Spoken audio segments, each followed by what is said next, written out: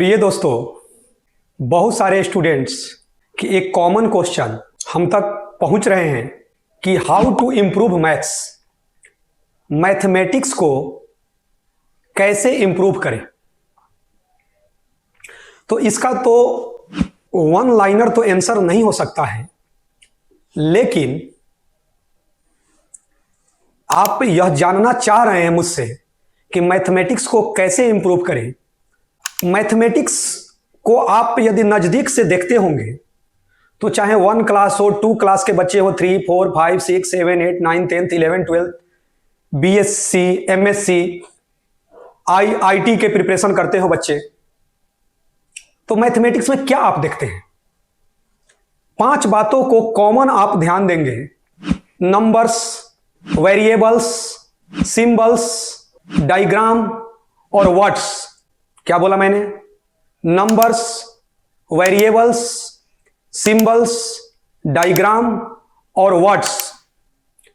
ये 5 जो मैंने बोला, ओवरऑल आपको इसी के अंदर मैथमेटिक्स घूमते हुए नजर आएगा। और आप जब देखते होंगे कि जो बच्चे का इंटरेस्ट यदि मैथमेटिक्स के प्रति रहता है तो वह मैथमेटिक्स की दुनिया में ऐसे खो जाता है कि उसको पता ही नहीं चलता है कि कितने घंटे तक उसने काम किया, मेहनत किया।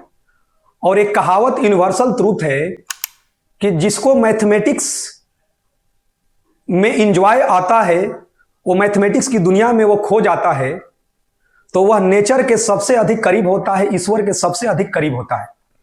लेकिन हम लोग मेन पॉइंट पर आते हैं कि मैथमेटिक्स को कैसे इंप्रूव करेंगे। प्रिय स्टूडेंट्स, सबसे बेसिक से हम लोग चलेंगे और नंबर्स पर हम लोग उसके इर्द गिर्द घूमेंगे और नंबर्स के बारे में अध्ययन करेंगे। और नंबर्स क्या है भाई? सुने ही हैं आप लोग, 1, 2, 3, 4, 1/2, 2/3, -1, -2, √2, √3, पाई, ई, ये सब जो आप नाम सुने हैं, पहले इन पर हम लोगों को छोटे उम्र से ही हम लोगों को इस पर काम करना है, इसके बारे में। और सबसे बेसिक जो बातें हैं कि कम से कम आपको टेबल जो है 30 तक टेबल आपको याद रहने चाहिए। प्रिय स्टूडेंट्स, आपको 30 तक का स्क्वायर आपके माइंड में होना चाहिए। आपको मिनिमम 10 तक का क्यूब आपको माइंड में होने चाहिए। अब ये माइंड में कैसे होंगे? तो धीरे धीरे ये प्रैक्टिस से अपने आप हो जाते हैं। जैसे आपको मैं समझा रहा हूं, अब एक नंबर है 64, तो अब आप उस नंबर 64 पर बहुत ध्यान से नजर रखिए। जब आप बेसिक क्लास से अब धीरे धीरे हम लोग आगे बढ़ेंगे कि मैथमेटिक्स को इंप्रूव करेंगे कैसे। तो जब आप 64 पर, मैं एक एग्जांपल के तौर पर आपको धीरे धीरे बातों को रख रहा हूं, जब 64 पर आप नजर रख रहे हैं तो बस यह नहीं जानना है कि यह 64 है। जब आपने नजर रखा तो आपको दिखाई दिया कि यार ये तो 8 का स्क्वायर है, मतलब उससे आपने कुछ बातों को समझा। और भी आगे बढ़ सकते हैं। 64 इवन नंबर है, सम संख्या है, मतलब उसको देखकर आपको यह सोचना है कि यह नंबर किस टाइप का बिहेव कर रहा है, इसका नेचर क्या है, यह नंबर कहना क्या चाह रहा है। अब एक और एग्जांपल देते हैं। 729, 729, उस नंबर को आपने देखा। तो जैसे ही देखा तो आपने यह सोचने का प्रयास किया कि यह नंबर कह क्या रहा है। तो एक बच्चा उधर से ध्यान दिया, अरे यार ये तो 9 का क्यूब है, 9 × 9 × 9, यही 729 होता है। जब इस टाइप का आप नजरिया रखेंगे, उस नंबर्स के साथ खेलने लगेंगे, उसके साथ आपकी दोस्ती हो जाएगी। और यह दोस्ती एक दिन में नहीं होता है, यह दोस्ती धीरे धीरे होता है। और बिना प्रेशर के एंजॉय करते हुए जब नंबर्स के साथ दोस्ती होने लगते हैं, आपके अटूट संबंध नंबर के साथ बनने लगते हैं, धीरे धीरे ये नंबर्स के साथ आपकी दोस्ती जैसे ही आगे बढ़ जाती है, तब आपका बात आता है वेरिएबल। ये वेरिएबल क्या है भाई? एक्स, वाई, ऐसा आप सुने हैं। एक्स प्लस वाई का होल स्क्वायर क्या होता है? X square plus Y square plus 2xy। X minus Y का होल स्क्वायर क्या होता है? X square minus 2xy plus Y square. इसी तरह से एक्स प्लस वाई का होल क्यूब के बारे में चर्चा करेंगे। थोड़ा सा और आगे बढ़ेंगे, X plus Y plus Z का होल स्क्वायर क्या होगा? धीरे धीरे वेरिएबल की दुनिया में हम लोग बढ़ते जाएंगे। y equal to X square क्या होगा? इसका ग्राफ क्या है? x इक्वल टू 1 पर y कितना हुआ? x इक्वल टू 2 पर y कितना हुआ? x इक्वल टू 0 पर y कितना हुआ? तो धीरे धीरे आप देखते जाएंगे कि जैसे जैसे x की वैल्यू रख रहे हैं तो y चेंज होते जा रहा है, या x की वैल्यू पर y डिपेंड कर रहा है। ये देख रहे होंगे। तो उसके बारे में भी आपके मन में आया कि ये वेरिएबल की दुनिया क्या है, ये डिपेंडेंट और इंडिपेंडेंट क्या है। धीरे धीरे इसके बारे में आप शांति से एकदम इंजॉय करने लगे। जब इसके बारे में आप इंजॉय करने लगे तो जैसे ही वेरिएबल से आपकी दोस्ती हुआ तो उसी दोस्ती के क्रम में आपको सिंबल्स मिलेंगे। क्या भाई ये सिंबल्स क्या है? ये क्या होता है? ये सिंबल्स है क्या? इसके बारे में आपको माइंड जो है सोचने पर मजबूर करता है कि ये सिग्मा है क्या? सिग्मा, समेशन, ये पाई क्या है? आगे जब बढ़ते हैं तो कैलकुलस की दुनिया में उसका अपना अलग सिंबल है। डिफरेंशिएशन के लिए अलग सिंबल, इंटीग्रेशन के लिए अलग सिंबल। तो ये सिंबल के साथ धीरे धीरे आपकी अटूट दोस्ती होने लगती है। और मैं बार बार बोल रहा हूं, एक ही दिन में नहीं होता है।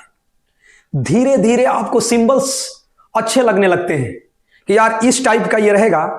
अरे भाई, अब कहिएगा कि मैथमेटिक्स में सिंबल कैसे याद रखें? भाई, आपको जब जन्म हुआ प्रिय स्टूडेंट्स, तो माता पिता ने आपका नाम रखा।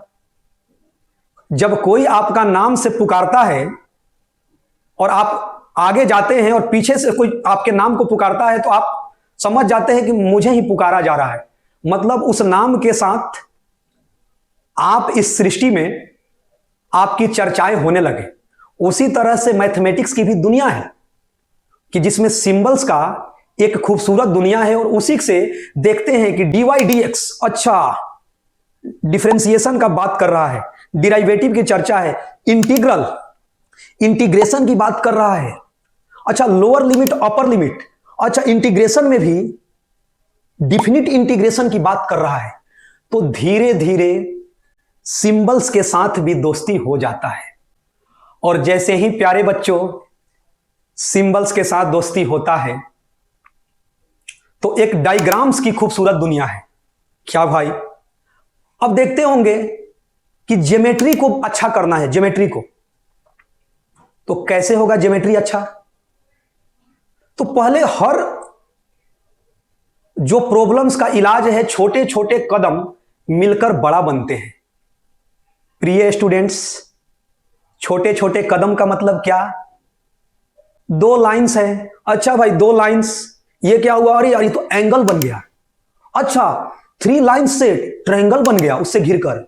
अच्छा 4 लाइंस मिलकर क्वाड्रिलेटरल बना दिया, पेंटागोन, हेक्सागोन, हेप्टागोन। अच्छा मतलब एक पॉलीगॉन होने लगा।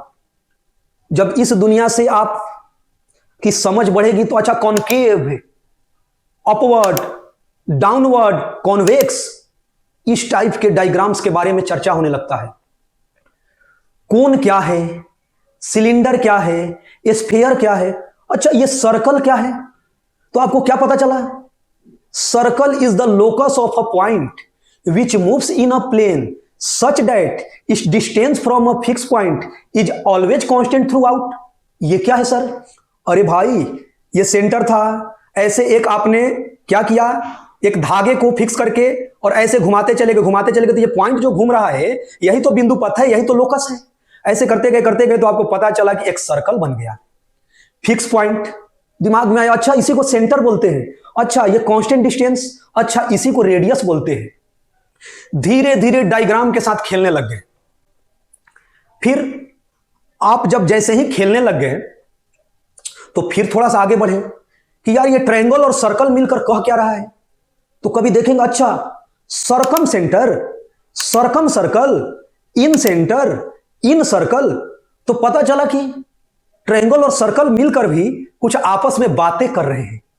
तो पता चला कि ट्रायंगल और सर्कल आपस में मिलकर कुछ बातें कर रहे हैं, और वही बातें मैथमेटिक्स में क्या हुआ, इन सर्कल, सरकम सर्कल, इन सेंटर, सरकम सेंटर, ऐसी ऐसी वर्ड्स आपके दिमाग में जाने लगे।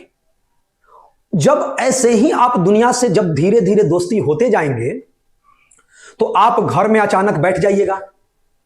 जब अपने घर में आ गए तो आप देखिएगा कि यार ये क्यूबॉइड क्या है, इसके नंबर ऑफ फेसेज कितने हैं, चर्चा होने लगेगा।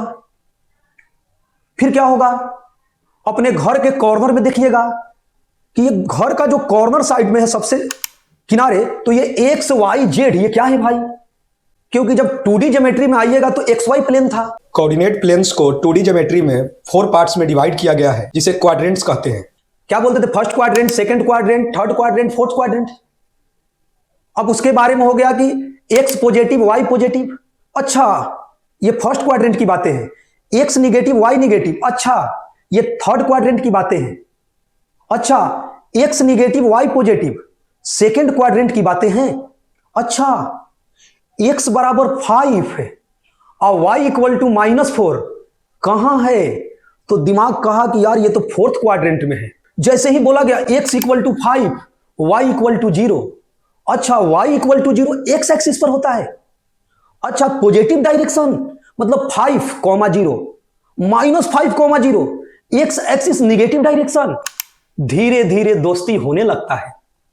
लेकिन जब 3D फिगर की बात करते हैं और अपने रूम में दीवार पर जब कॉर्नर में देखते हैं तो x y z which are perpendicular to each other, तो उसको देखते हैं तो अरे it is divided into 8 equal parts, that is called octants. वहीं पर आपको वो ज्योमेट्रिकल फिगर दिखाई देने लगा, वो डायग्राम्स के बारे में आप सोचने लगे। जब इन छोटे छोटे कदमों से आप आगे बढ़ेंगे और इसके साथ दोस्ती होते जाएगा, और मैं बार बार बोल रहा हूं कि एक दिन में नहीं होगा, और जैसे ही ये दोस्ती होगा तो थोड़े से बड़े होंगे तो यार ये त्रिगोनोमेट्री क्या होता है, त्रिकोणमिति क्या होता है, तो आपको आएगा कि यार ये ट्रायंगल है। और कुछ जो अलजेब्रा मैंने बचपन से या थोड़ा सा बड़ा होकर मैं देखा था, तो ट्रायंगल और अलजेब्रा का फ्लेवर और कुछ ट्रिगो का अपना बेसिक प्रॉपर्टीज, इसका एक मिक्स कॉन्सेप्ट है। नहीं समझ में आया, ट्रायंगल, कुछ अलजेब्रा और कुछ ट्रिगो के जो आप बेसिक्स प्रॉपर्टीज हैं, इसके एक मिक्स फ्लेवर है, इसके कॉन्सेप्ट हैं। ये कोऑर्डिनेट ज्योमेट्री क्या है भाई, तो ज्योमेट्री तो मैं पढ़ा था। तो भाई ज्योमेट्री और अलजेब्रा को जब मिक्स करके कुछ रास्ते तय करने लगते हैं हम लोग, तो धीरे धीरे आपको पता चलने लगता है कि यार ये 2D ज्योमेट्री है क्या। अच्छा, किसी पॉइंट का पोजीशन बताना है, अच्छा 2,3 ये क्या है भाई, रेफरेंस पॉइंट से, अच्छा ओरिजिन से, अच्छा x2 y3, अच्छा यही 2,3 है।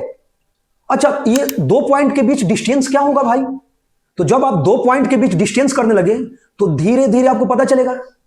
अच्छा, जब स्टडी के टर्म में, अच्छा यही जो हम लोग सोचते थे कि मेरा दोस्त वहां पर है और मैं यहां पर हूं, और मेरे उसका मैंने एक खास पॉइंट दे दिया और मेरा यहां पर एक पॉइंट है, तो मैं सोच रहा हूं कि मेरे दोस्त से और जो मैं हूं तो इसके पास एक स्ट्रेट लाइन मैं बना रहा हूं, तो इसकी दूरी क्या है।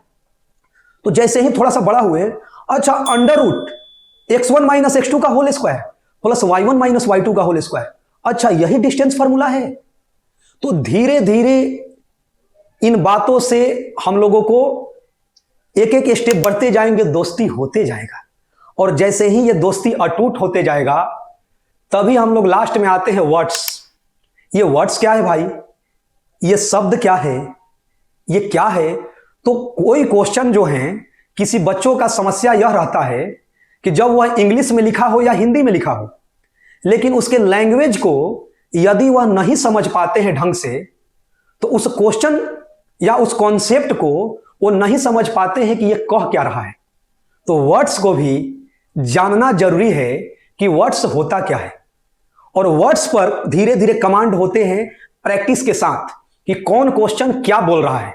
तो कभी कभी लैंग्वेज को भी बेहतर करते जाएंगे तो धीरे धीरे क्या होगा कि वर्ड्स पर भी आपके कमांड होते जाएंगे, और वह वर्ड्स मैथमेटिक्स से रिलेट कैसे करता है। अब जैसे हमको समझना है, अब जैसे आपको डिवाइड पढ़ा दिया गया कि भाग क्या होता है, लेकिन एक बच्चा यह सोचा कि मुझे आम पसंद है। अच्छा, तो अपने छोटे भाई को बता रहा है कि 2/2 1 क्यों होता है। तो बोला कि 2 आम हैं, 2 पर्सन हैं, और डिवाइड का मतलब होता है इक्वल पार्ट डिस्ट्रीब्यूशन। तो 2 आम को 2 आदमी में बराबर भागों में बांटोगे तो एक एक दोगे, तो 2/2 1 हुआ। तो इस टाइप से उसने सोचने लगा। तो उसका बोला छोटा भाई कि 2/4 क्या होगा। तो उसने बोला कि 2 आम हैं, 4 पर्सन हैं, बराबर भागों में बांटना है, तो हाफ हाफ दोगे तभी 2 आम को 4 पर्सन में बांट सकते हो। तो 2/4 1/2 हुआ।